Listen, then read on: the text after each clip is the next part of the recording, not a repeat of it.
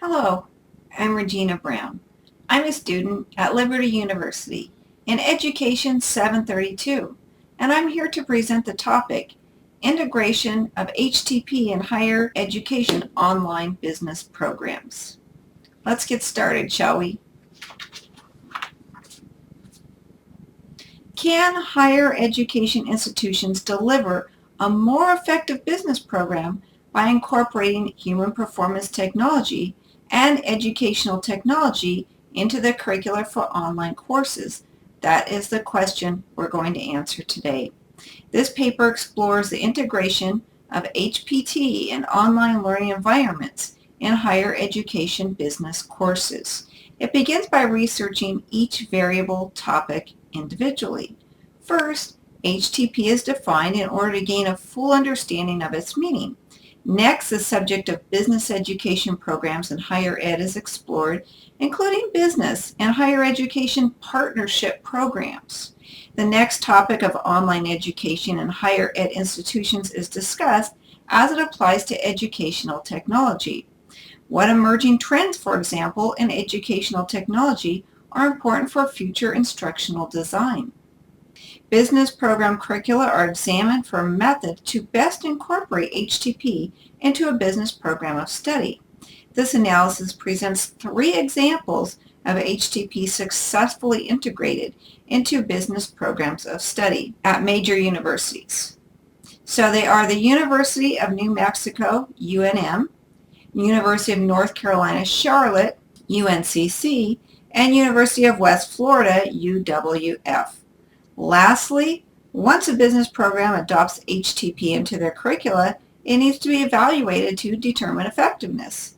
To create a higher ed learning environment that offers students the most effective learning experience for business programs, stakeholders can seek to incorporate HTP into the online learning courses. Within the context of higher education, HPT can be incorporated to achieve successful results for all stakeholders, primarily learners and instructors. Because HTP topics are focused on practical, real-world business learning and education, it's the perfect topic to incorporate into higher education business courses. Online education is becoming a more prominent method of higher ed instruction, increasing the prevalence of business instruction accessible to more learners who are interested in these HTP topics. Higher education institutions can deliver a more engaging and highly effective business program by incorporating HTP into online business administration curricula. Now let's start by defining HTP, Human Performance Technology. What exactly is HTP? It is a tool utilized for improving the work performance of individuals, teams, and organizations. Pemberton adopts the current definition from ISPI, which starts out as a systematic approach to improving productivity and competence using a set of methods and procedures and strategies for solving problems related to the performance of people. More specifically, it is a process of selection, analysis, design, development, implementation, and evaluation of programs to most cost-effectively influence human behavior and accomplishment. And that's from Pemberton. It basically refers to the procedures that drive achievement and measurable performance in workers, leading to both increased worker job satisfaction and the organizational overall performance. HTP was originally devised to utilize training as a mechanism to teach workers how to perform their jobs more effectively, and that's from O'Driscoll. One defining feature of HTP as compared to its predecessor, instructional technology, is the focus on accomplishments rather than behavior. In business, employers are often more concerned about measurable production, output, or profit than they are about the individual worker's actions. Today's HTP is more systems-based as well, which allows mass training to take place online. HTP is an interdisciplinary field founded on a variety of educational fields, as noted by King and Melinda. rooted in and influenced by behaviorist and cognitive psychology, economics, neuroscience, general system theory, information technology, organizational development, and other bodies of knowledge. HTP is strongly aligned with educational business fields as a business training program. It is a field of human performance that examines performance gaps and seeks to improve performance to increase the organization's productivity, both financial and non-financial results, which strongly aligns with business programs and higher ed. And that's from King and Melinda. HTP is a field committed to helping people and the organizations where they become more productive, enhancing the success of individuals, teams, and organizations, and thus the well-being of society. Again, that's a quote from King and Melinda. HTP is a critical topic in the field of education that requires instructors and instructional designers to have a deep understanding. It can be a robust foundation, enabling instructors to build a strong infrastructure required for a high-caliber learning experience in which learners perform at their peak, retain the knowledge, and are prepared to fulfill the student learning outcomes. The HPT model is effective for individuals, whether students are workers, teams, organizations, and the overall culture. HPT is a growing field in the educational industry, and specifically in demand for higher education degree programs where it's frequently being incorporated into the curriculum. Advocates for HTP should highlight the program values and advocate to get it integrated into further higher ed courses. In an educational course, many of the business lessons can be related to the HTP industry in general and specifically education. HTP is a process of identifying and analyzing the gap between current performance, where one is, and the ideal performance, where one wants to be, using various tools, such as models. And that's a quote from Pemberton.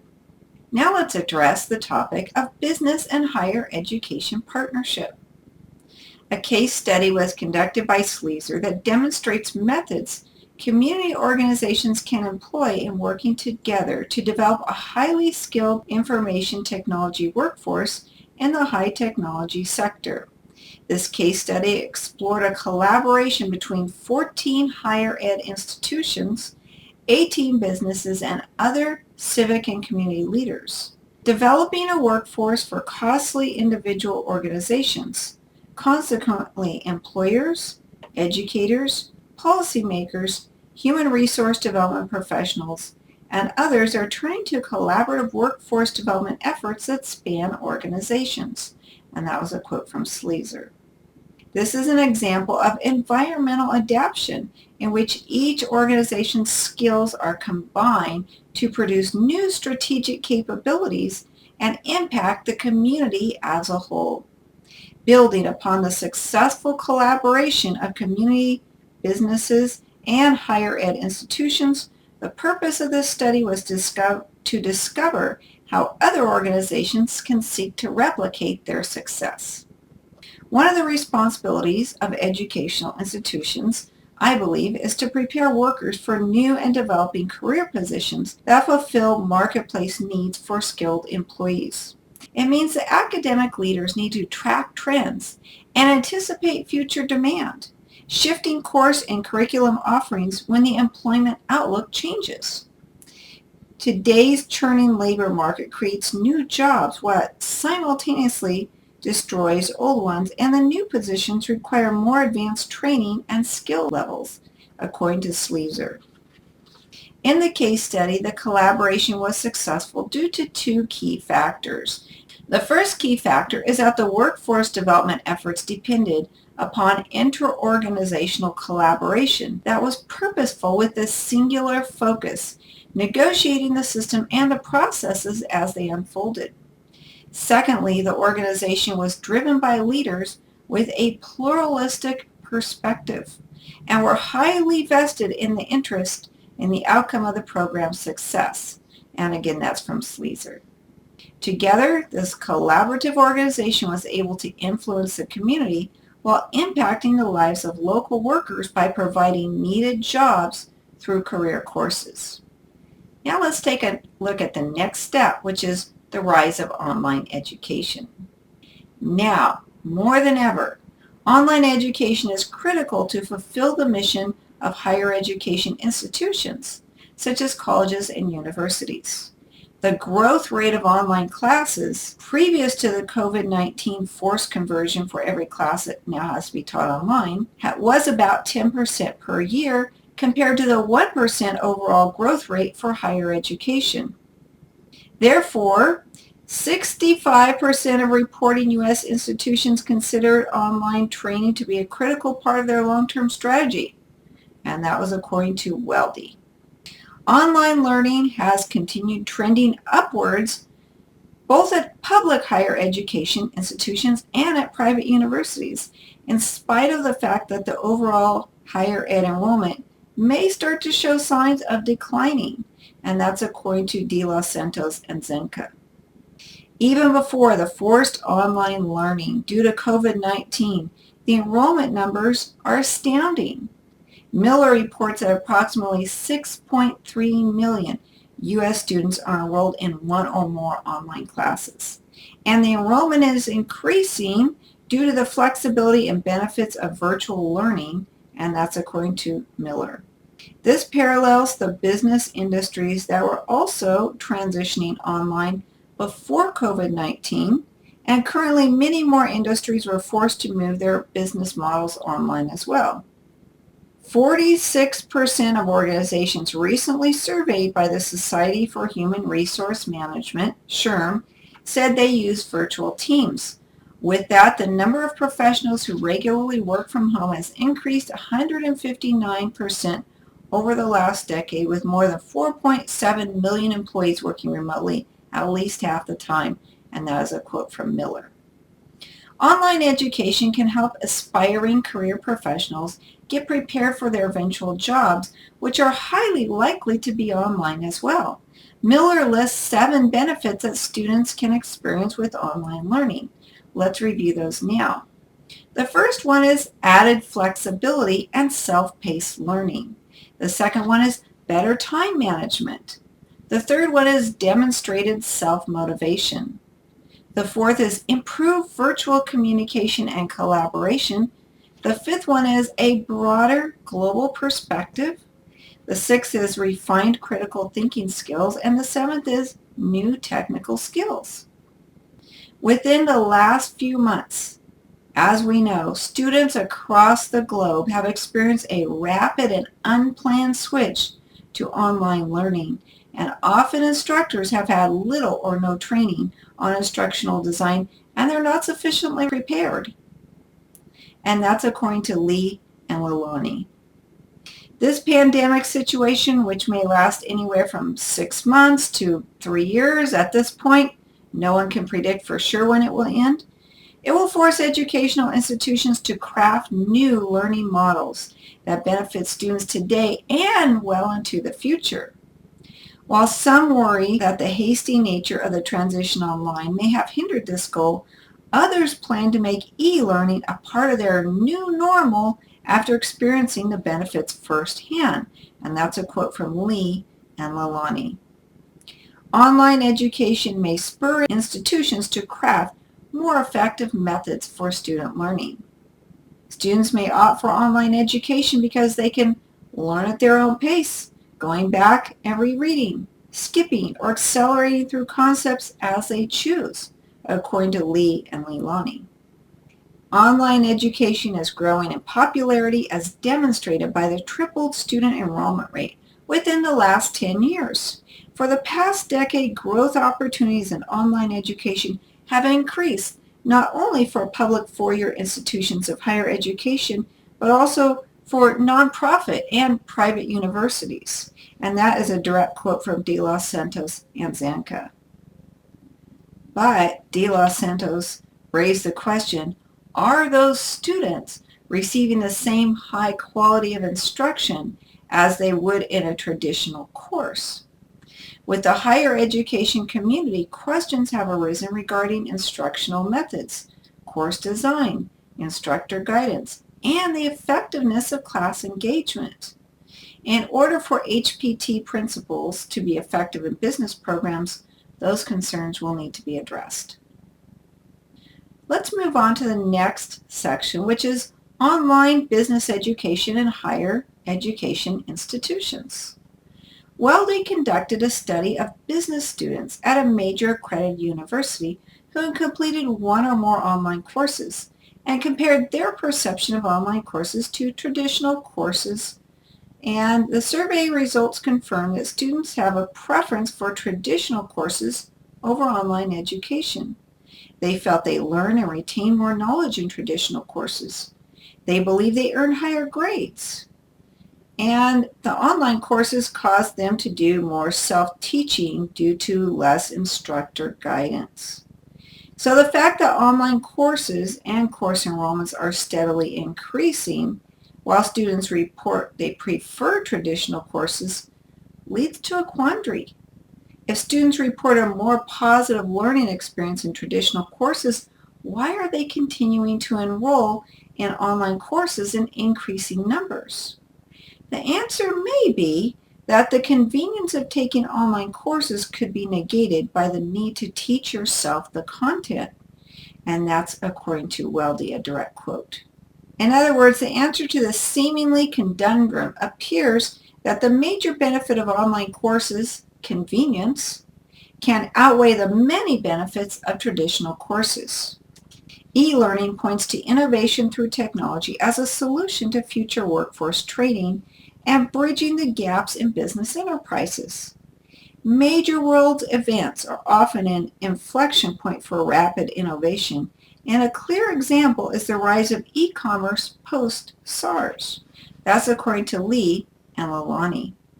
Businesses that have adapted to online learning stand to emerge as the clear winners in a post-COVID-19 marketplace due to their ability to communicate with workers, train employees, and continue increasing the metrics of business performance. Lee and Leilani say, what has been made clear through this pandemic is the importance of disseminating knowledge across borders, companies, and all parts of society. Important skills for the future workforce include critical thinking, self-direction, and adaptability. Online education and educational technology is the clear path to the future of workforce employment.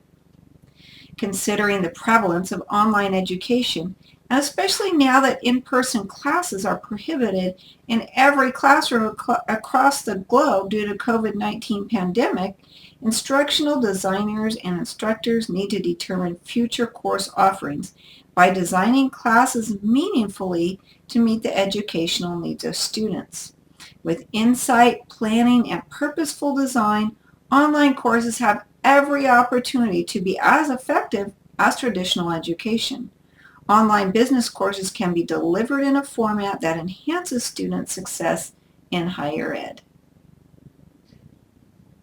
Let's go on to our next topic, emerging educational technology, and find out how this fits into the big picture. There are many technology tools available to educators at higher ed institutions, and educational technology can be leveraged to meet the demands of the workplace and HPT performance goals. Educational technology is poised for growth in the educational field and specifically for HPT programs, and that's according to Bitter and Coral. Traditional instructor-to-class lectures are fading in favor of demand for a redesigned classroom emphasizing both collaboration and creativity. The types of tools likely to have a substantial pedagogical impact can be grouped into the following subjects. Data analytics, MOOCs, that's M-O-O-C, all caps. Social networking, game-based learning, mobile learning, mobile apps, student making and manufacturing, and computer coding, according to Bitter and Coral. Many of the technology tools are web-based apps or cloud-based resources that rely heavily on high-speed internet broadband availability. Collaboration refers to the interaction between students as a team, group, or even random class members. Because of the global backdrop, students also have the capability to collaborate with students in other classrooms, possibly even worldwide, and contact industry leaders and resources outside of the classroom. And that's according to Bitter and Coral. Some of the popular collaboration technologies that allow team members to share work in a controlled manner include forums, blogs, social media, video conferencing, cloud-based knowledge centers, and design tools accessible to all students. Again, that was a quote and paraphrasing from Bitter and Coral. Examples of specific collaborative tools that can deliver educational content include Second Life, which is an immersive virtual reality, Google Drive, which is an online application sharing, Knowledge Tree, which is content management and storage, Buzzword, which is collaborative writing, and Dropbox, which is file sharing. And those are part of a list from Bitter and Coral. Effective business and HPT instructors will design courses to incorporate creative course aspects that hold student attention while appealing to students' skill level and interests. Well-designed creative projects can immerse students in a lesson topic and offer a comprehensive, all-encompassing learning experience. Although research shows there are many types of learning modalities, such as visual spatial, auditory, oral musical, verbal linguistic, logical math, social interpersonal, and physical kinesthetic, students often remember most what they have constructed or created themselves. Creating a product makes a lasting impression and involves emotions that can indelibly ink the mind. Referred to as the maker movement, students are guided through artistic steps to create a product referenced in the lesson, and that's according to Bitter and Coral. Technology-based creations may include 3D printing technology, drones, building electronics, robots, and software engineering. Other types of community-based lessons could involve creating an object or producing a science project. Another important educational topic to gaining popularity is that of game-based learning. With some thought and forward-thinking design, the elements of gamification can be applied to class assignments that encourage students to learn on their own. Although some instructors frown on competition, it is well known that competition motivates many people to participate and excel. Several books and many journal articles have been written about the benefits of educational-based gamification and how to best implement competition in the classroom. Some advantages include socialization, communication, engagement, anticipation, interaction, and enthusiasm that captures and keeps students' attention. Additionally, games can level the playing field because students do not need athletic skills, social popularity, or economic status to excel. Game developers need to balance the gameplay design and the story in a way that keep players at the controls and deliver educational content, and that's according to Bitter and Coral. Let's move on to the next subject, which is incorporating HPT into the business program curricula. This paper proposes that HPT education be offered in higher education courses, specifically organizational development or behavior, leadership, and strategic management. Business students, once graduated and employed in the workforce, will be practicing many business ideals and strategies as taught in the classroom. HPT models, philosophies, and components should be part of the business curriculum as HPT relates to business courses, and there are concrete reasons to incorporate it into established courses, and that's according to Gerson and Gerson. This section examines two types of business courses: competency-based, which is workforce training, and traditional academic programs, which lead to a bachelor's degree. There is a need for incorporating employee development competencies into business program curricula. Often referred to as performance-based instruction, The core of competency-based curriculum design is to ensure that learners will be able to demonstrate their learned capabilities after they have acquired a necessary combination of knowledge, skills, and abilities. The National Center for Education Statistics has the four-step conceptual learning model that illustrates the hierarchy of post-secondary outcomes. Three major aspects of competencies are skill-based versus competency-based instruction, competent versus expert, and context-specific competencies. The competency-based instructional design needs to overcome the barriers of measurability, resistance by users, and the extensive time it takes to build. As acceptance of the HPT field has increased, many higher educational institutions are now offering HPT courses or programs with specific competency. Colleges and universities prepare students for near transfer, which are behaviors designed for job-related tasks, and for far transfer, which are performance competencies to fulfill more career opportunities. And that's according to Chayan, Stepif, and Cox. An example is the Instructional and Performance Technology Department at Boise State University, BSU. Developing their competency-based curriculum involved 6 steps: surveying alum, establishing professional standards and curriculum benchmarking, identifying departmental goals, generating a list of 38 competencies in 4 categories, redesigning courses, and evaluating the program. The result of the updated program is that students acquire knowledge, skills, and abilities, plus the capability to implement those acquisitions in their career fields. Reviewing baccalaureate level courses offered by higher ed institutions, 4 courses can be identified as potential for HPT curricula incorporation. Those include Organizational Development, known as OD, Organizational Behavior, known as OB, Leadership, and Strategic Management. OD and OB courses are concerned with how people function most effectively within companies or other organizations, and including change.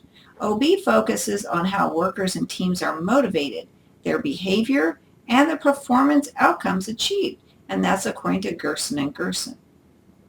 Likewise, OD subjects involve the design, structure, and systems of organizations as it relates to the successful achievement of the organization's goals, and that's according to Gerson and Gerson.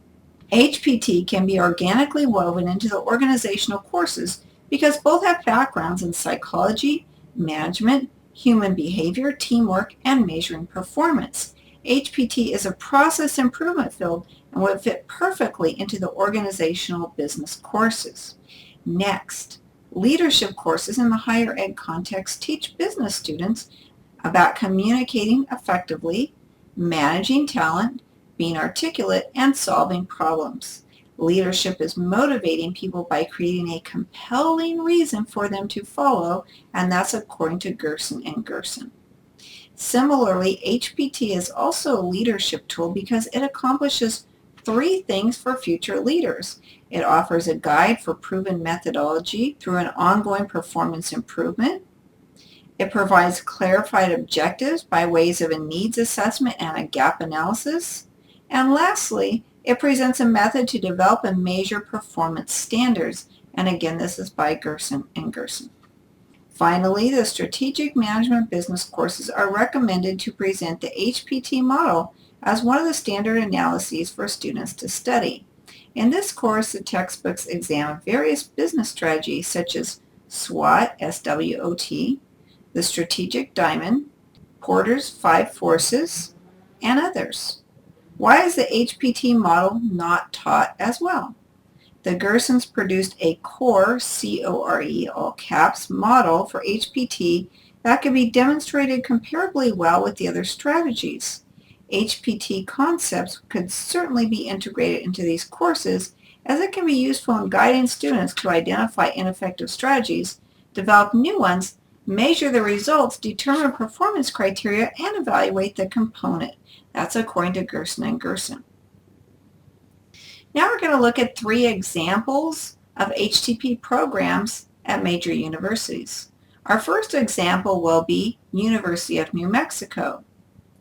The Organization, Information, and Learning Science Program, abbreviated OILS, OILS in all caps, at University of New Mexico, UNM, a public research university, started as a vocational training and education program titled Technical and Occupational Education, TOE, in 1981.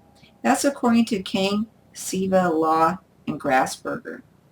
It has recently developed into a full-fledged degree-granting program under the College of University Libraries and Learning Sciences, offering bachelor's, master's, and doctorate degrees in the fields of learning science, learning analytics, design-based research, mobile learning, cultural factors in learning, and performance perspectives. And that's according to Kang again. Coursework includes HPT models and theory with pragmatic classroom activities that keep students engaged, in turn eventually building the workforce capacity. The beneficiaries of this high-quality educational program range from college students to government, businesses, military, nonprofit organizations, and even healthcare. The focus is on adult learning, online learning, digital learning environments, cultural learning, and organizational learning. Again, that's according to Kang.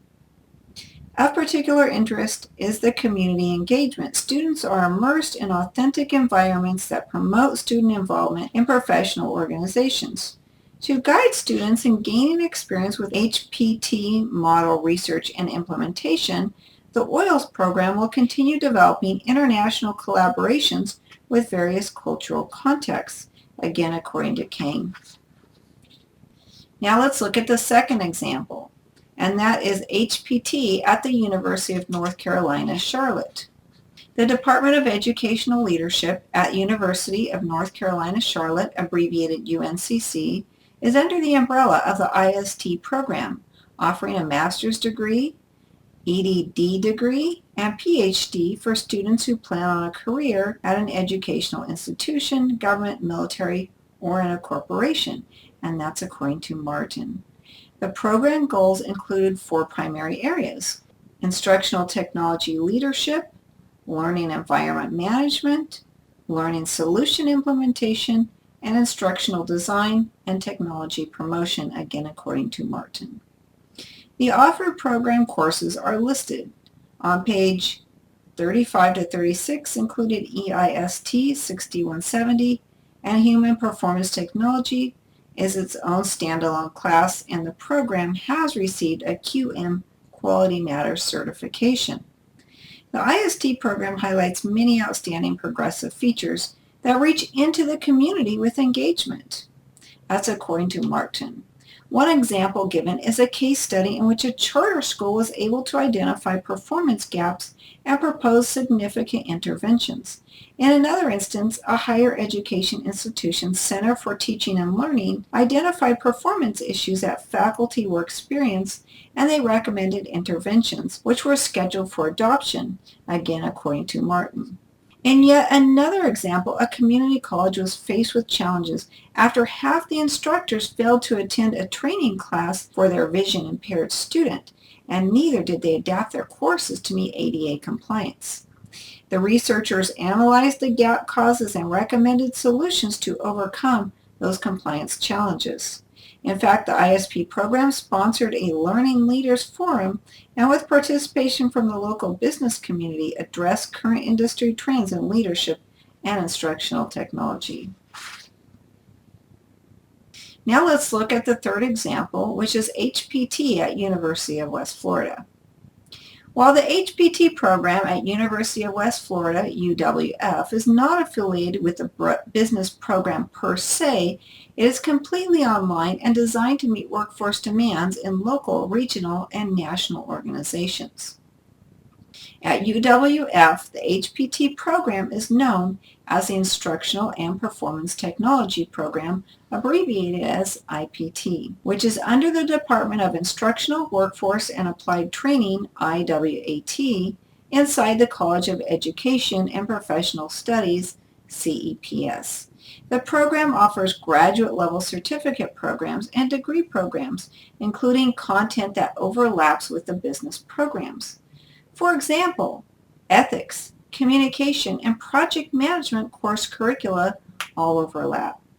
The program was developed with the support of leaders in military, business, and educational fields, and is one of the very few in the nation specifically tailored to meet the needs of military personnel. That is a quote from Hastings, Havard, Highland, and Potisade. The online format is ideal for military service members stationed abroad who are attempting to complete their education remotely.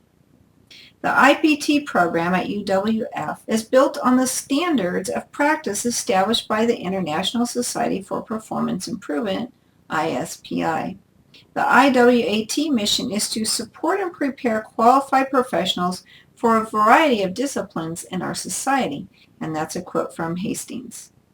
One of the important goals of the program is to work with partners, clients, and other stakeholders to meet mutual objectives.